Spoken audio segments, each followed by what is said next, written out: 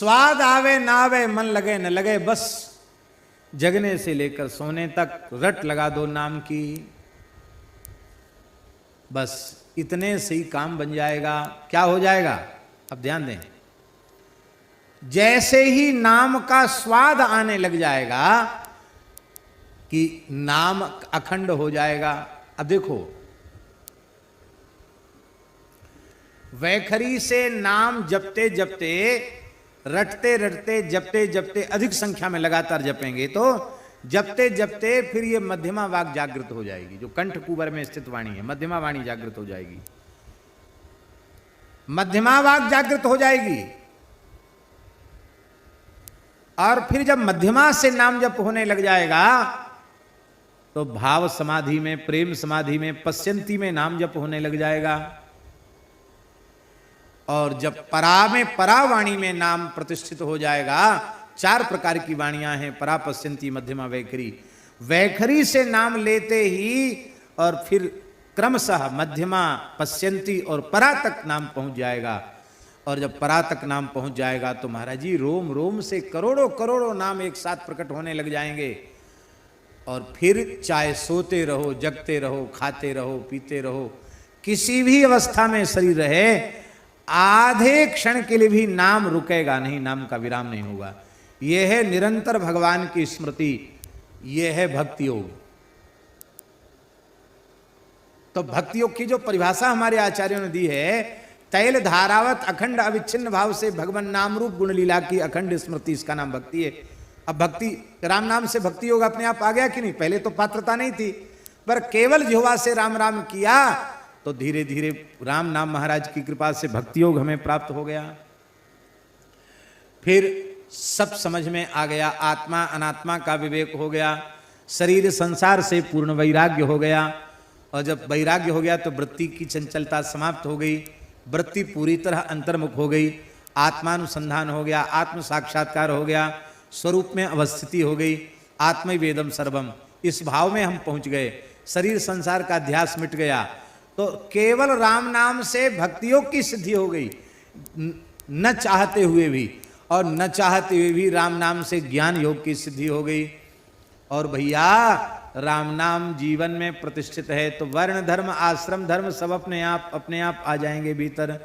क्योंकि हनुमान नाटक में हनुमान जी कहते बीजम धर्मद्रुमस्य, निष्काम कर्म योग की सिद्धि भी हो गई। और राम राम नहीं किया तो न ज्ञान योग सिद्ध होगा, न भक्ति योग सिद्ध होगा, न कर्म योग सिद्ध होगा।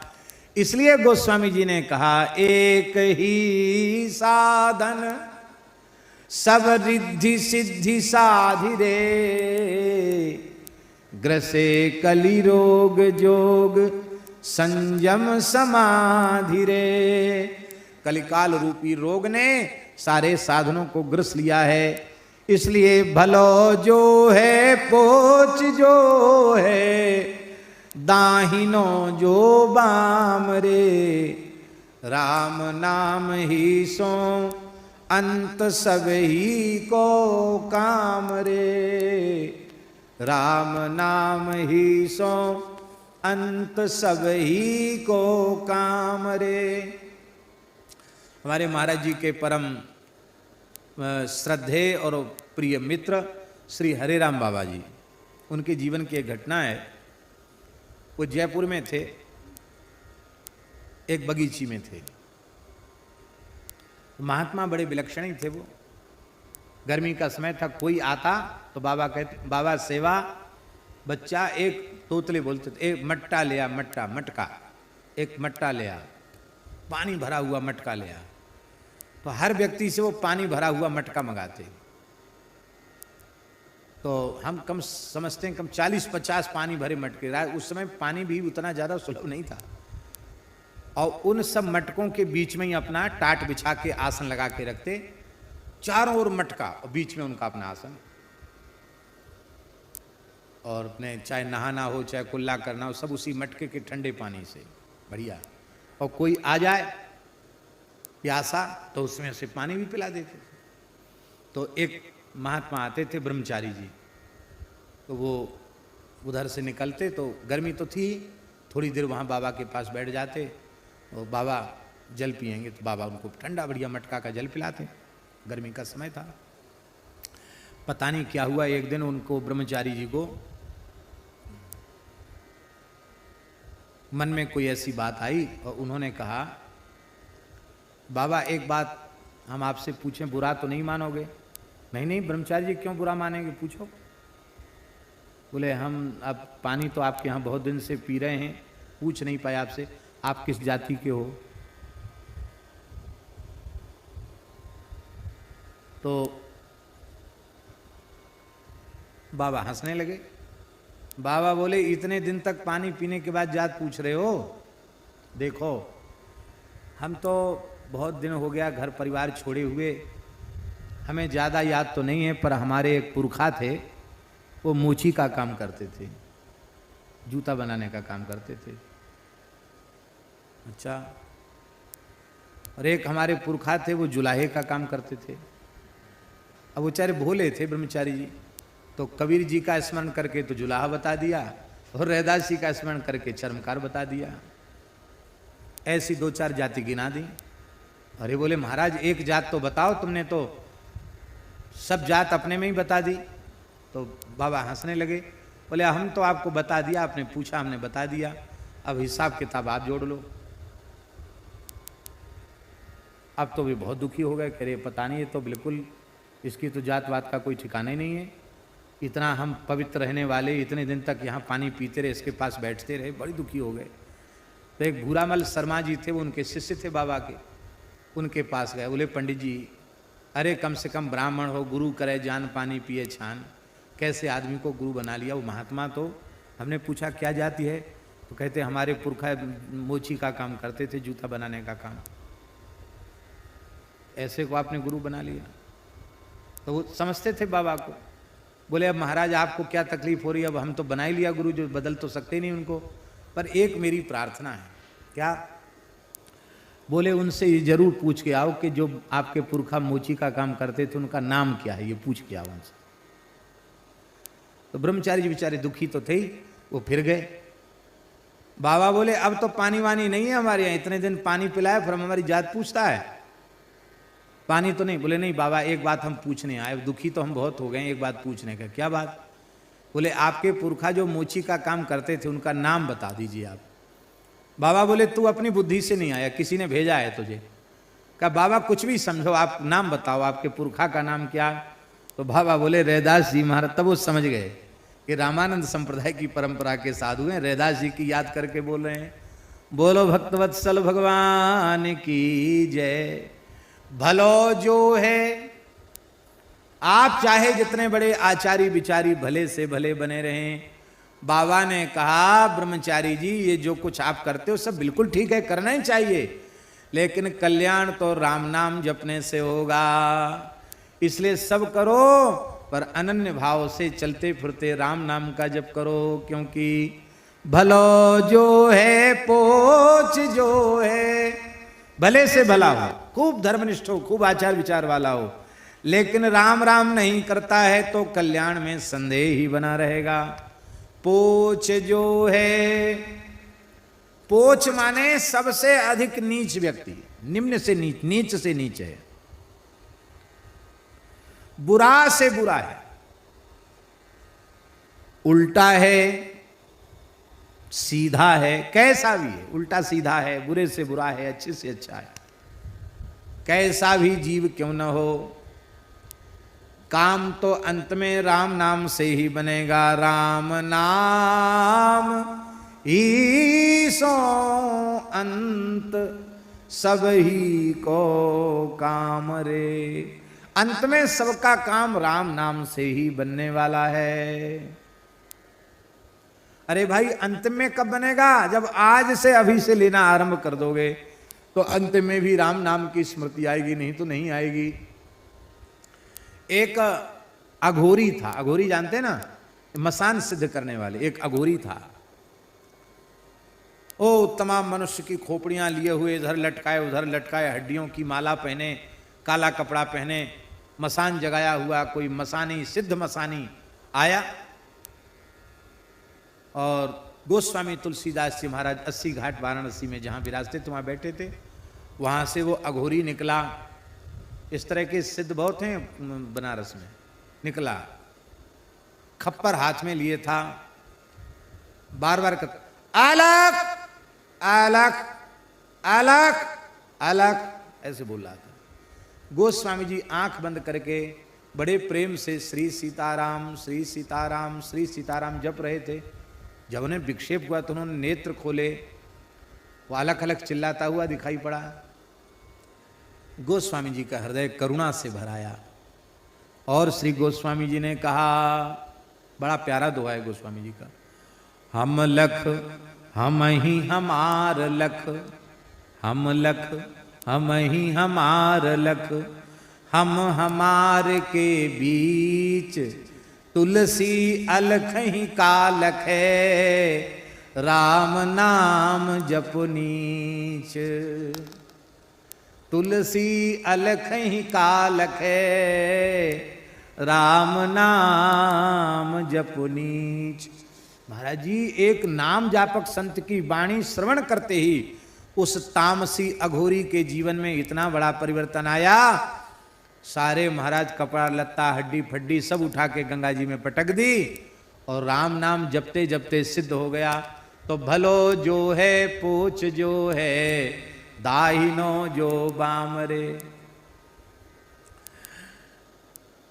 एक अघोरी था,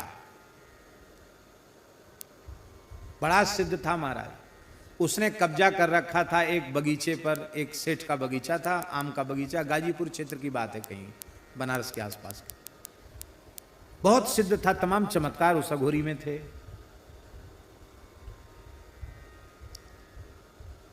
इच्छा होती तो पके हुए आम किसी को देता नहीं, डर के मारे कौन घुसता उसके यहाँ। चमत्कार बहुत थे उसके पास। हरे राम बाबा उसी के यहाँ जाके रुक गए। बोले गुरु भाई देख ऐसा है, अब रोटी वोटी कौन खाए, इतने बढ़िया बढ़िया आम टपक रहे हैं, टपका आम, गिरे हुए आम, हम तो यहीं रहेंगे गुरु भाई, और बस कुछ चाहिए नहीं तुमसे। गंगा जी का जल भर लाएंगे मटका में और बस उसी में आम ठंडे कर करके चूसते रहेंगे, राम राम करते रहेंगे। तो बाबा का उसका अघोरी का प्रेम हो गया, रह गए। बाबा बोले कि तुम मसान सिद्ध करते हो, भूत प्रेत आते? बोले हाँ आते तो हैं। तो बाबा बोले हमको दिखाओ। बोले हाँ दिखाएंगे। तो एक बार कोई ऐसी अमावस्या तिथि आई, वो मसान में कहा तो इतनी दूर बैठ के तुम देखना। बाबा कहते मैंने अपनी आंखों से देखा। उस मसान वाले ने, सिद्ध ने क्या किया, कोई व्यक्ति मुर्दा जला के गया था, उसकी आँच थी, उस आँच में गंगा जी का जल एक मटका में भरा और उसको मुर्दा की आँच पर उसको गरम किया, उसी में थोड़ा चावल छोड़ा, उसी में गुड़ छोड़ा और मीठा भात बनाया और मंत्र बोल बोल कर जैसे पत्तल परोसता तो महाराज भयंकर भयंकर प्रेत प्रकट हो जाते, भूत प्रेत चुड़ैल आदि, और सब बैठ के खाने लग गए मीठा भात।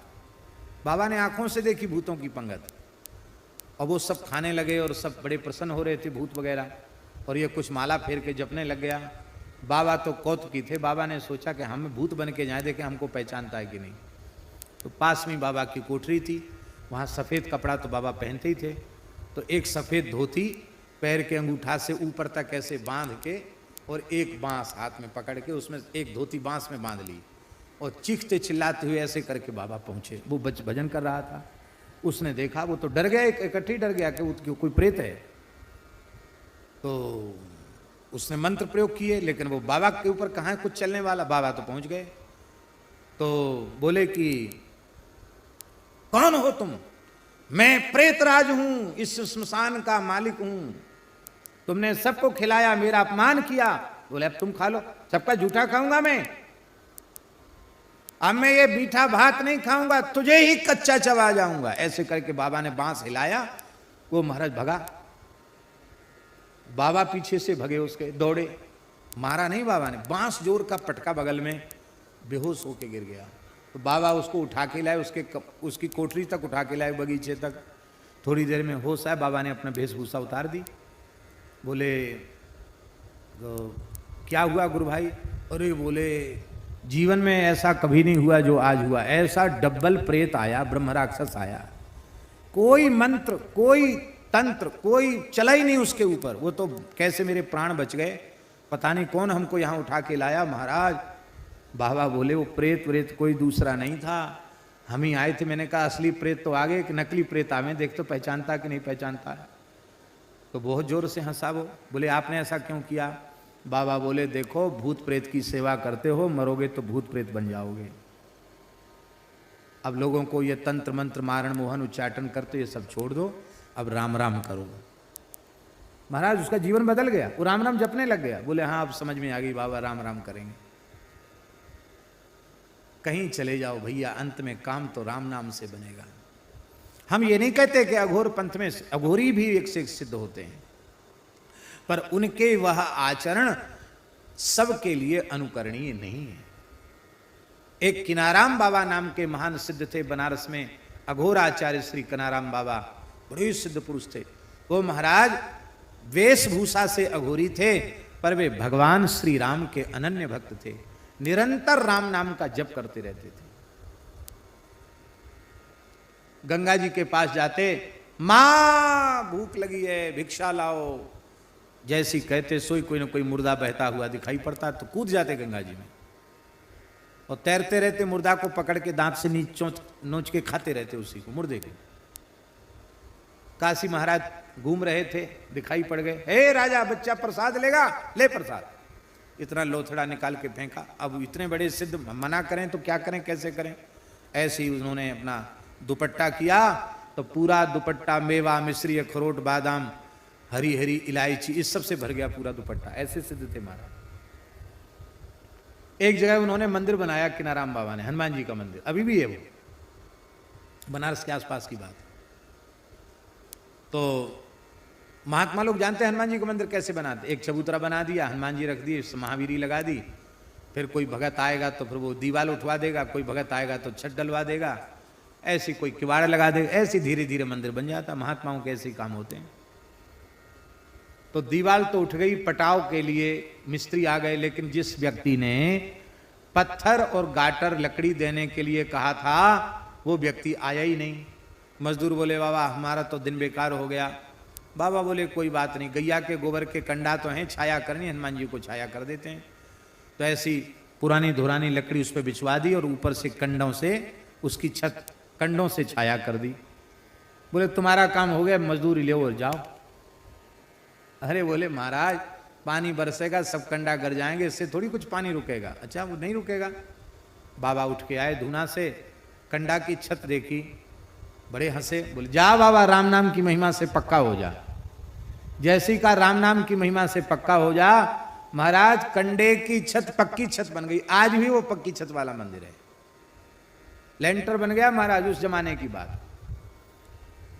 पर वे किनाराम बाबा भी यही बात कहते थे कि हमारी और किसी बात को मत देखो, केवल इतना समझो कि यदि कल्याण चाहते हो तो राम राम करो।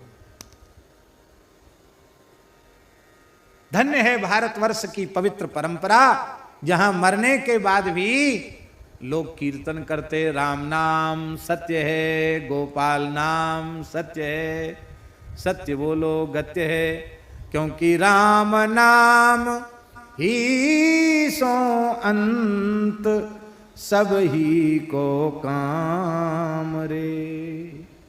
अंत में काम तो राम नाम ही आएगा। जगनभ बाटिका रही है फल फूली रे,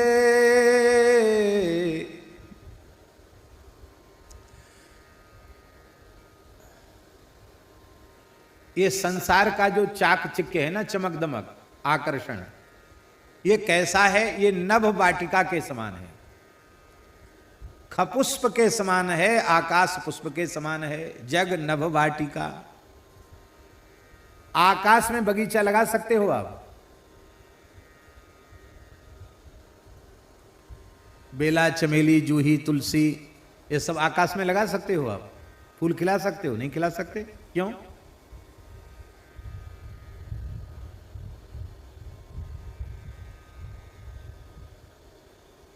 गोस्वामी जी ने उदाहरण दिया है, राम भजन बिन मिटही की कामा, थल विहीन तरु कबहू की जामा।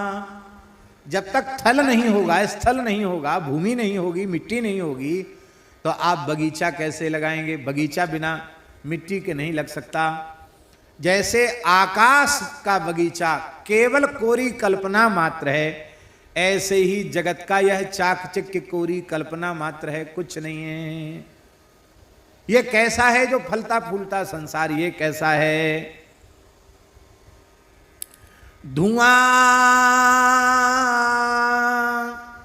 कैसे धोर हर देखी तू ना भूल रे। गीला और इधर उधर का कचरा वचड़ा सब इकट्ठा करके और आग लगाई जाती है। देखा होगा आपने, दीपावली में पहले लोग गांव में सब सफाई करते थे तो एक जगह कचरा का ढेर करके फिर उसमें आग लगा देते। तो जब आग लगाई जाए तो धुआं, जब धुआं के गुब्बारे ऊपर आकाश में उठते हैं तो उसमें आकृति जैसी बन जाती है धुआं की। बीच का धुआं खाली हो गया, इधर उधर का हो गया तो दीवार बन गई, ऐसे धुआं चला गया तो वो शिखर बन गया। तो उसमें आप देखेंगे तो महल मकान भी दिखाई पड़ेंगे, कई बार उसमें कोई पुरुष की आकृति भी दिखाई पड़ जाएगी। ज्यादा कचरा जहां जल रहा, धुआं के गुब्बारे ऊपर उठ रहे हैं। तो धुआं के महल, उनका अस्तित्व क्या है? धुआं के भवन और धुआं से ही निर्मित स्त्री पुरुषों की आकृति, वे क्या वास्तविक में सत्य हैं? वे सत्य नहीं है, केवल प्रतीति वैसी हो रही है। ऐसे ही संसार है। धुआं कैसे धोर हर देखी तू ना भूली रे। अंतिम बात गोस्वामी जी कह रहे हैं, राम नाम छाड़ी जो भरोसो करे और रे। तुलसी परोसो त्यागी मांगे कूर कौर रे। तुलसी परोसो त्यागी मांगे कूर कौर रे। श्री राम नाम को छोड़कर दूसरे का आश्रय लेता है, दूसरे का भरोसा करता है, वह ऐसा मूर्ख है जैसे किसी व्यक्ति के सामने बड़ी जोर की भूख लगी है और उसके सामने किसी ने बहुत प्रेम से, बड़े भाव से, आदर से बढ़िया सुंदर स्वर्ण में सिंहासन बिछा दिया, सोने की चौकी रख दी और इतने बड़ा थाल रख दिया, तरह तरह के कटोरों में भक्ष भुज जिल्लही चुस्त विविध प्रकार के व्यंजन परोस दिए और बड़ी विनम्रता से हाथ जोड़कर कहा, महाराज इसको जीमो, खूब पाओ। और बड़े प्रेम से और अधिक तृप्त होकर जिमाने के लिए तैयार खड़ा है। भूख तो आपको लगी थी, लेकिन आप बिना किसी कारण के परोसा हुआ स्वर्णमय 56 भोग 36 व्यंजन का थाल छोड़कर चले गए। कहाँ चले गए? तुलसी परोसो त्यागी, सामने परोसा हुआ छोड़ करके मांगे कूर कौर रे। कौर माने ग्रास। एक एक टुकड़े के लिए कुत्ते के जैसे पूंछ हिला करके, पेट दिखा करके एक एक टुकड़ा मांग रहे हो। इसका मतलब है राम नाम का स्वाद लेना, ये तो परोसी हुई थाली का भोजन करना है। और राम नाम को छोड़कर अन्य अन्य साधन का आश्रय लेना, ये कुत्ते के समान टुकड़े खा खा करके, डंडा खा खा के टुकड़ा खाना और उनसे पेट भरने की कोशिश करने के जैसा है। गोस्वामी जी ने कहा है, राम नाम की महिमा मेरे जीवन से देख लो, चाटत रहो। इसी विनय पत्रिका में, स्वान पातर ज्यों कबहु न पेट भरो, सोहों चाखत नाम सुधारस, पेखत पर सुधरो, भरोसो जाहि दूसरो सो करो। मोह को तो राम को नाम काम तरु, कलि कल्याण फरो, भरोसो जाहि दूसरो सो करो। गोस्वामी जी ने कहा जब हम राम नाम से विमुख थे तो हमारी दशा ये थी कि चाटत रहो स्वान पातर ज्यों। कुत्ता भूख के मारे, जहाँ भोज भंडारा होता वहाँ पत्तल, जूठी पत्तल डाल दी जाती, उन पत्तलों को चाटता है कुत्ता, लेकिन पेट नहीं भरता। गोस्वामी जी के कहने का आशय ऐसा भी, बचपन में जब हम अनाथ अवस्था में भटक रहे थे हमारा कभी पेट नहीं भरा। एक जगह तो गोस्वामी जी ने लिखा है, मानत हो चार फल चार ही चणक को। 4 चना कोई मेरी हथेली पर रख देता था तो मैं समझता था कि धर्म अर्थ काम मोक्ष 4 पुरुषार्थ मुझे मिल गए। एक दशा तो वो थी जब हम राम राम नहीं करते थे, अनाथ के जैसे भटकते थे बचपन में। मां मर गई, पिताजी मर गए, चुनिया दासी अपने मायके लेके गई थी, वो भी मर गई। फिर कुछ वर्ष तक तो गोस्वामी जी ऐसे अनाथ बालक की तरह भटके और लोगों में ये प्रसिद्धि हो गई कि बालक बड़ा अशुभ है, ये जहां पैदा हुआ था वो सब भी खत्म हो गए, गांव भी उजड़ गया, भैया इसकी छाया से बचो, ये हालत थी। एक दिन तो वो था, और अब सोहो चाखत नाम सुधारस, पेखत पर सुधरो। अब राम नाम रूपी सुधा का रस हम चाक चख रहे हैं। तो आज अवस्था ये है कि बड़े बड़े राजा महाराजा लोग व्यंजन परोस के तैयार खड़े हैं, लेकिन पेखत उसको खाने की इच्छा नहीं होती। राम नाम में इतना स्वाद आने लग गया है कि इन खट्टे मीठे चटपटे व्यंजनों को देखने की भी इच्छा अब होती नहीं है। इसलिए भैया अनन्य भाव से श्री राम नाम का आश्रय लो।